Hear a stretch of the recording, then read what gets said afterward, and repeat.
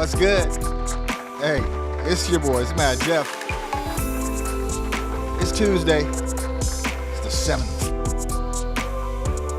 I'm glad you could join me on the show. First of all, I just want to say thank you for all the support. I'm stoked because my show is literally booked through the end of the year practically, man. People calling me up and saying, yeah, I do it. I'm stoked. I'm honored by that, bro. All my colleagues out there digging it. I'm digging it. And it's shocking that they would agree to do such a thing because this is how it goes. Phone call from Jeff. Hey, this is Jeff. What's up, man? Hey, Jeff. Damn, what? Hey. Hey, man. A long time no talk to. I know. We're like 15 years. Yeah, man. How about let's catch up? All right, man. Cool. When you want to do it? On my live stream? I don't know why people agree to this stuff, but they do. Anyway, welcome to the show. I got a young man on my show today. His name is Mike Dreams. And in my opinion, he's a hard-hitting entrepreneur, rapper, hip-hop, label artist, label owner. He's kind of got a lot of hats revolving, you know what I'm saying? Like a lot of us do that need to make it in this industry and have to do it on our own. This cat is out there independently rocking, making it happen. We're going to talk to Mike Dreams because that's what my show is all about, man. I love talking to people that's busting it open on their own, bro. Because that's how you do it. That's the key to success, believe me. Each and every one of us is really just a piece of charcoal. And charcoal turned into a diamond. You know, it handled the stress long enough to become hardened to become a diamond. That's amazing. Anyway, enough of that. Let's get to some news because, you know, I always got some. Man, some sad news to start with. This brother right here, man, we lost. Actor Michael K. Williams was found dead in his Brooklyn apartment just recently, man, and all signs are pointing to, well, the media is saying what they're saying. I'm not going to elaborate or go into that, but until we know for sure, we don't know. But we lost a fine actor. That much I do know. Mr. Williams will be missed. And one of the things I picked up from him was a slogan or a phrase that he threw out some years ago, and that was, inspire until you expire. So thank you, Mr. Williams, for inspiring me in that time period in life, man. I appreciate you and rest in peace, sir. Gonna be missed. Dig this though. Yeah. Anita Baker. Anita Baker. You know the one. You swoon to her stuff in your lifetime. You feel me?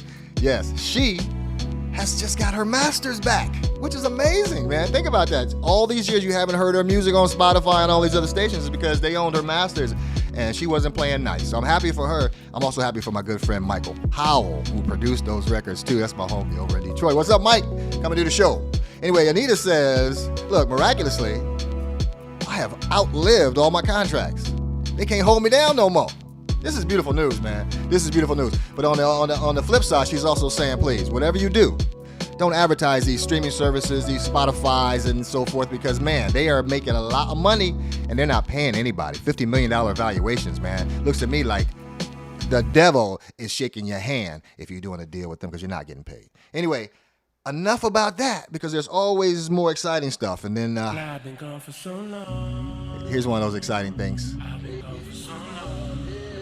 This cat right here I've been gone for so long. just dropped him right in the mix. I've been gone for so long. This is Mike Dreams right here, y'all. You listening to him. Get some of his old flow.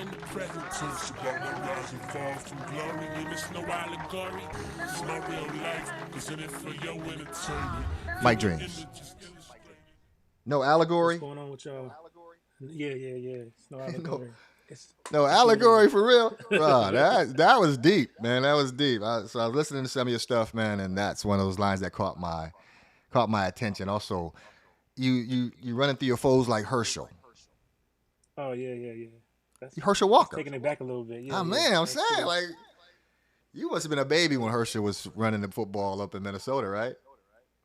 I don't even think I was born yet. Oh, actually. no, it wasn't that long ago. It couldn't have been that damn long ago. Herschel was up there, though, think it back in I think it was the early 90s, mid-90s, somewhere in there, Herschel was there. Anyway, enough about Herschel Walker, man. Welcome to the show, bro. I'm so glad you could be on my live right now. How you feeling?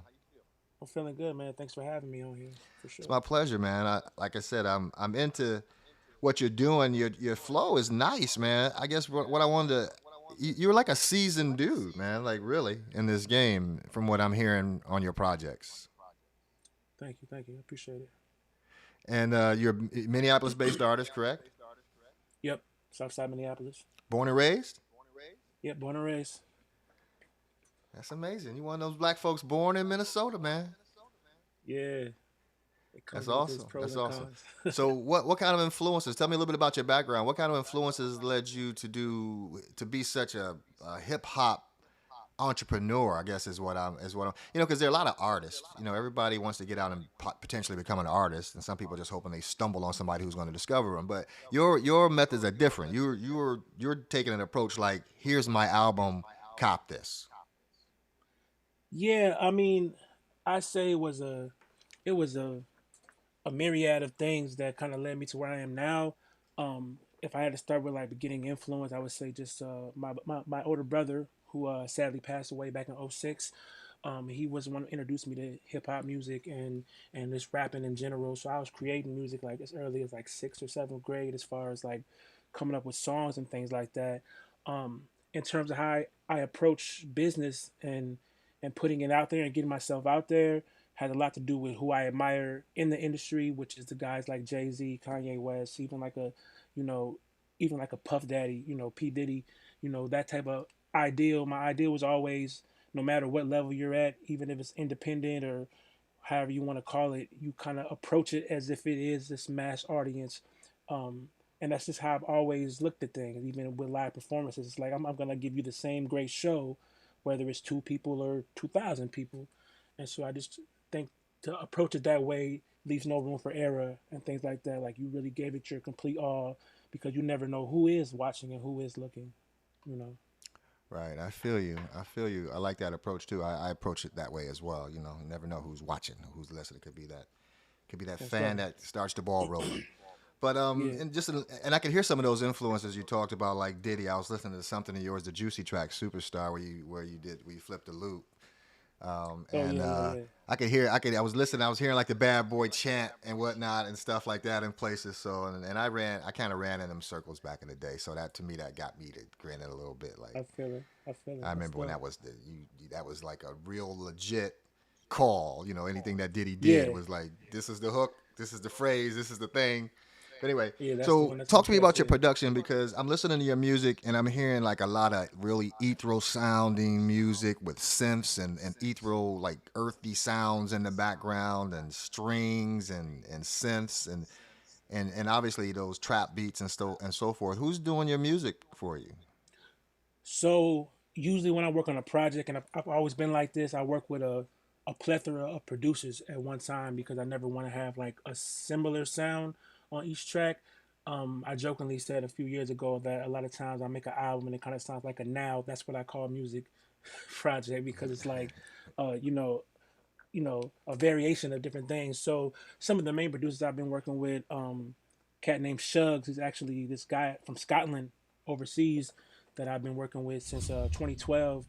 He discovered my music on datpiff.com when that was like a big thing for like mixtapes and stuff, and we've been connecting ever since. It's almost like about 10 years now. We've been making music and never met each other in person, but work with him. I had an in-house engineer and producer named Ben Davidson. He goes by Linus, and so I was working with him. And then a lot of it is just various producers from Minneapolis and the Twin Cities area, and then some I outsource to other places. Like I really try to mix it up. On this last project, it was a nice variation of different producers that I worked with, and then a lot of it is just kind of coming to bring it together, putting whatever my touch is on it as far as how I want it to sound, and like bringing in people to play strings or bringing in people to play this part or that part to customize it to how I want it to sound cohesively. Right. So, and those are real business skills right there, man, because it requires a lot of management to manage these people and their expectations and so forth and their Where, contributions where, to the yeah. project. But you do that and you seem to do that well, and in the process you managed to release a number of projects. I mean, how many projects have you released thus far? I've released six studio albums and one official mixtape back in 2012 to promote my third album that was coming out. Wow. And I, I'm feeling this projects, man. I mean, I dug into some of this stuff. I really just kind of wanted to hear what was going on with you and see what you were doing. Now, when we talk about these projects, they bear your name. These are typical album length projects, right? That people can buy. Yeah, yep, absolutely. Is this Bandcamp? Is that where you're doing most of your advertising right now, or is there another place where folks can go out and get your products? Bandcamp is pretty much the main source in terms of like people who want to directly support me as an Okay, artist and support the music in terms of like purchasing or streaming or whatever. But I'm also available like on all the major streaming sites and things like that, like yeah, Spotify, Apple Music, because I do like to be accessible to, whatever platforms people use so they can gotcha. access the music, as easily as possible. Right. So, and I know I've alluded to this in this conversation, and I've made the assumption you are an independent artist, right? Yes, I am. No labels, nowhere, No labels. no label. This past Okay, this past situation has been I like co-operate an independent okay, brand and label called gotcha, Soulstar Entertainment with my friend Teflon Don, Donald Askew Jr. He's gotcha. from Memphis. It was Memphis based, so we kind of like partnership with that for this last project. But yeah, everything has really been independent, Okay, and even that movement is an independent movement within itself. right. That's awesome. To get out there. That's awesome, man. And that's the luxury. I mean, I hope that when you're in your process of doing this, that you understand that what you're doing and the way you do it is a luxury to be able to do that. Because Absolutely. for so long, artists have relied on somebody to make every decision for them based on having written them a check for X number of dollars to be able to do what you do, and Hmm. then decided that you can't do this and you can't do that along the way. So, Yeah. like I said earlier in our offline conversation, you, in my opinion, have the key to the master plan of how an artist should be able to work and be heard. So it looks like we know some similar people, bro. Like I think one of the people that's always riding with you, dog. Yeah. She be riding, boy. Ashley. Yeah. Most That's Miss definitely. Ashley the Bose. Absolutely. I love She Ashley. was on the That's my show sister. too recently, man, and she's one of my favorites, bro, because she's a straight up singer.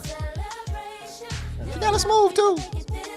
They call me dreams. The plug in the source like the Hey, magazine. Unsigned Most high definitely. five It's my mics when I favorite hit person the to scene. collaborate with And or my work on price music going with, up like a period. pint of lean. South, Just in north, general. east, west coast. hey, your flow is nice, man. I mean, you definitely got an East Coast flow. That's interesting. You have a very East Coast flow. Anybody ever told you that?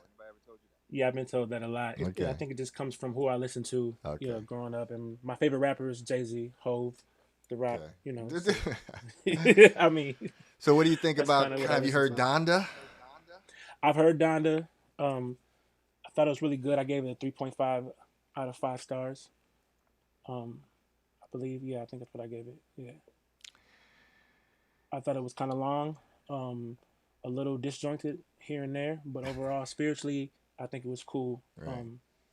for what it was. He's an incredible artist, without question. I guess I'm just a little confused about the whole rollout process and what we're actually buying and paying for and getting. And if it's $50 chicken fingers, I'm just saying that ain't how I want to buy an album. I want to pay 19.99 or whatever for that album and enjoy it. I don't want to have it rolled out like over and over again and then modified Yeah. to be something else on the end. I mean, it's like I get it, but I don't get it. Like I said in last week's show, I love being a Kanye fan, man. It's awesome. Hmm. Yeah, absolutely. I mean, Because you never really can expect what he's about to do. It's always on your toes type of situation. yeah, And you got without to be question. like, and sometimes the stuff we get to defend as Kanye fans, we might have not been all the way in when he did it either. It was like, Right. oh man, but it's Kanye, so I know he's gonna figure something out. And that's kind of how I always approach it. But That's we just still like be on the Kanye fence, like, to distract you. I haven't forgot the whole yeah, red hat Donald Trump thing. I'm sorry, I haven't forgotten that, and I never will. But anyway, we got sidetracked because Kanye will do that to you. We was yeah. talking about this young lady right here, man. I want to get back to that. So tell me about the collaborations with Miss Ashley because she seems to be singing a lot of hooks for you these days, bro. Yeah, definitely. I've been working with Ashley since 2009, I believe it was. Um, we had met through a mutual friend of mine. His name is Cam, and we were doing shows and things together. And I've always thought she was dope from the moment I listened to her music, even some of her early records, and just always wanted to collaborate with her. And over the years, our relationship as friends developed into more like a brother sister type situation because we really related on a lot of things that musicians go through, that artists go through, especially being independent, being in this Minnesota scene, So we were, and she's close to my age as well. So we were able to kind of relate on a lot of those different topics. And she's just really cool to work with. I think we share some of the same reservations about the industry, and similar thoughts about, those moments of like feeling like burnt out from really trying to get people to hear us. And we are able to like help each other through those moments a lot. So she's just really dope to work with and really creative and not afraid to take risks musically and not afraid to do different things. And that's always invigorating to work with somebody who is as passionate about their craft as you are. It just always works out better that way. Yes, sir. I feel you. I feel you. 100%, my man. I'm with you on that. So in working with an artist like Ashley, you get a chance to kind of lean on her experience too, because she's kind of been out there live doing a lot of stuff under pressure. So that has to play Yeah, nicely to you, just in your interactions with her in that creative process, doesn't it? most definitely, most definitely. Yeah, because She has she had them some more buttons. experiences, and like Yeah, the voice, yeah, thing was great, and being able to intermingle with a lot of different situations, right. so she could bring her expertise at this point. Now you hubbed in the Midwest, but you ain't no sleeper. You getting things done too, because I saw that your music is starting to reach out with tentacles across the country. People are starting to catch on and hear Yeah. some quality music. It is quality music, man. I mean, what you're doing is got legs, and people are picking up on that. So that's got to be exciting for you, man. How's that? How's any exciting deals coming along where people are saying, "Yo, Mike's dreams is the dream. Let's do this." Anything happening? A few things are in motion. One of my biggest things lately has been the licensing of my music to different television shows and series and things like that. Some of the biggest placements I've had, it was on like Power on Stars Mm-hmm. Network. Mm-hmm. That was one of them, and also one of their newer shows, P Valley, Nice. that's on Stars Network as well. And then I just went on a plethora of like shows like Jersey Shore episodes or Soul of a Nation. It's Mm-hmm. kind of all over the board, and it surprised me a lot because it's like some of these shows I never watched before or never would think they would be interested in using my music as part of their musical landscape, Mm-hmm. but it ends up being chosen, and so it's really interesting to see what people gravitate to and really feel out there. So that's what's helping to really get out there and in that nature. And that speaks to really just being in the game, just having a creative output and making it available to people and letting them decide for themselves whether they're feeling it. That's awesome, man. Absolutely. I mean, get it out there, get the hustle going, man. Get it, and keep it going, man. I like the legs you get. So when I heard some of your music and I got some feedback from a couple people on you, I was like, yeah, I love to interview somebody like this because I want to be there early in your career because you going places, man. With the way you're going about it, you just can't. The secret is you just can't stop. Most definitely got to keep it going. Gotta keep it moving, man. Well, guess what, bro? This is that point in my show, man, where I like to play a little game. It's not even a game, man. It's kind of like a little. Well, it is a game, I guess. It's a. Well, you'll see. You'll see. I basically ask you some questions about a few things, and you just tell me, you know, what you think about those things. For example, here's Okay. our first thing. What comes to mind when you see this, bro? Freestyle on the radio. That's the standard. That's the SM7B. Sure. You can Yeah. you can literally blow big ass B's and P's on this thing and they don't pop at all. That's I feel next it. your next session. Ask the engineer, you got a SM7B in here because I feel like spitting hard. Yeah. My next image for you, bro. And this is a serious thing, bro. This is a serious thing. This is all over your town, all over your city, man. You can't miss this, man. How you feel about what's happening in Minneapolis these days? I've been there to that site plenty of times. It just reminded me of the George Floyd Memorial, and something that our nation and our world will never forget. A very big transitioning time in how we look at what's going on with the situations of police brutality and the social climate, and people really wanting to see change. And it took something like this to happen for massive change to be even start to be discussed and moving toward forward. We still got a lot of progress to make, but I agree. it's where to start for sure. I agree. Now that's a serious topic, man, and a serious subject, and I knew that because you're on the ground in Minneapolis that you would have some heartfelt feelings about that, and it's never to be taken lightly, man. It's a life-changing moment, man, for all of us, man, bringing attention to the city. Now, on a lighter note, uh-huh. We got Drake up there. We got Kendrick. This is the Mount Rushmore of rap. We got J. Cole on the far right there, and then look at that right in the middle there. We got young Mike Dreams. What do you think, Mike? That's a very prophetic looking. Prophetic is what you want. Mount Rushmore. No, I think that's really cool, man. Very prophetic looking at. Really dope to, I think you got the really lyrics. Dope to be mentioned with them. Yeah, man. Why not? Why not? You got the lyrics. You got the youth on your side. You got a lot of things working in your favor, man.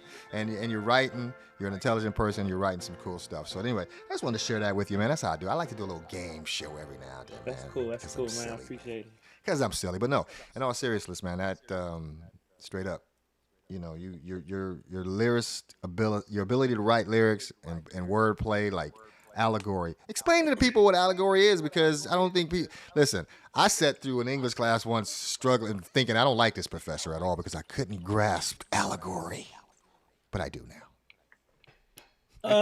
It's like when something can have like a hidden meaning or mean something different, and I think in the context of those lyrics that I said it in, I was trying to be literal, like about it, but it was almost tongue in cheek because it was an allegorical type of statement, like right. This is like, you know, like a horror film happening, but it's not an allegory. It's really happening like this. You know, this is really happening in real life in real time. Yes, sir. And let me ask you this: are you getting any money from these people at all, man?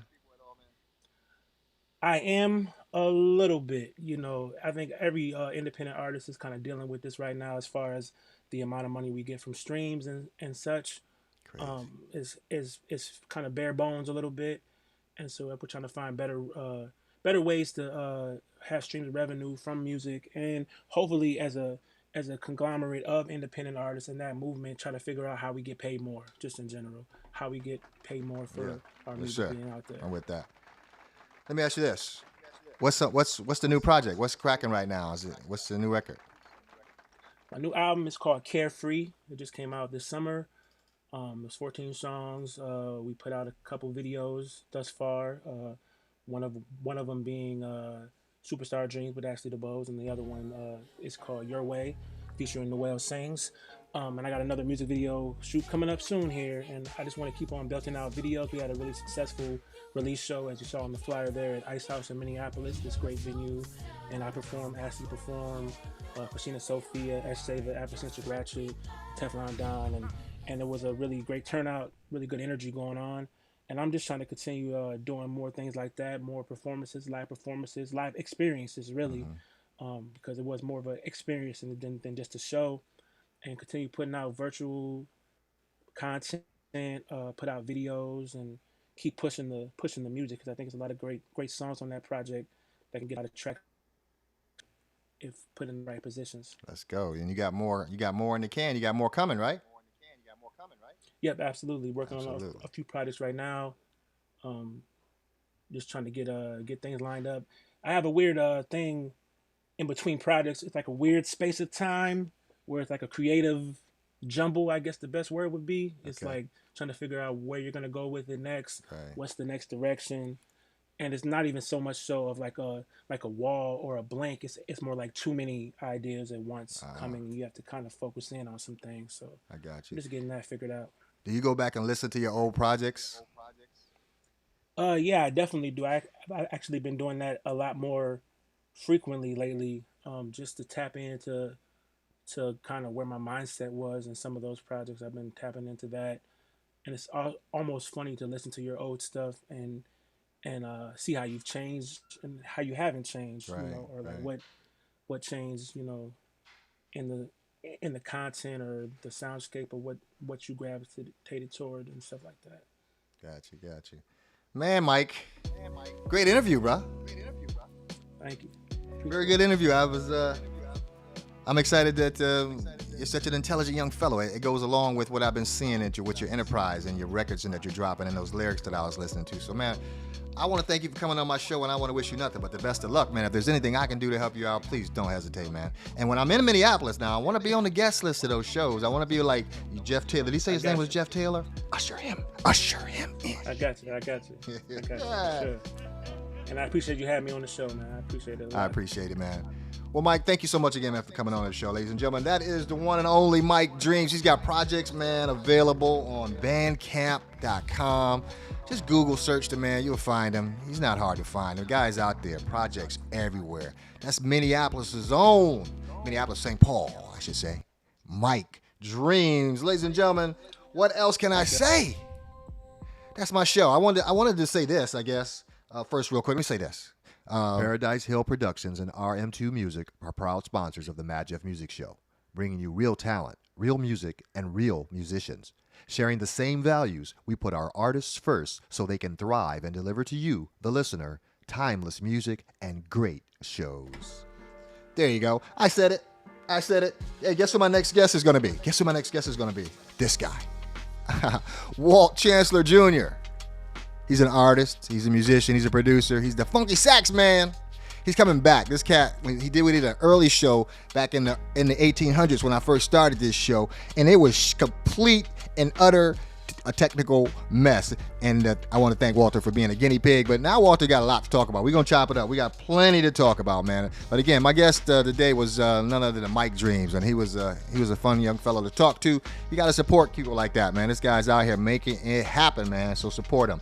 On a serious note, man, I also want to address an issue that plagues our country, and that is one where suicide is a thing. People taking their own lives, man. So please help somebody out by standing there and being there for them and offering a phone number if you can't do anything else. And that number is 1-800-273-TALK, 8255. Suicide Prevention Lifeline.org. Man, what else? I think I've covered everything. Anyway, next show, Walt Chancellor. That's next Tuesday. I'm only doing Tuesdays now because, man, but again, I want to thank all those people that are locked in and loaded for shows that are happening throughout the rest of the year. And I'm really trying to highlight, a lot of interesting people and their struggles, their successes, their failures, trying to uplift them, hoping that you'll notice, because again, we are all just pieces of charcoal, baby, at the end of the day. And, charcoal handled that stress so well, it became a diamond. That's all I'm trying to do is be a diamond in your life. So, until we meet again, I'm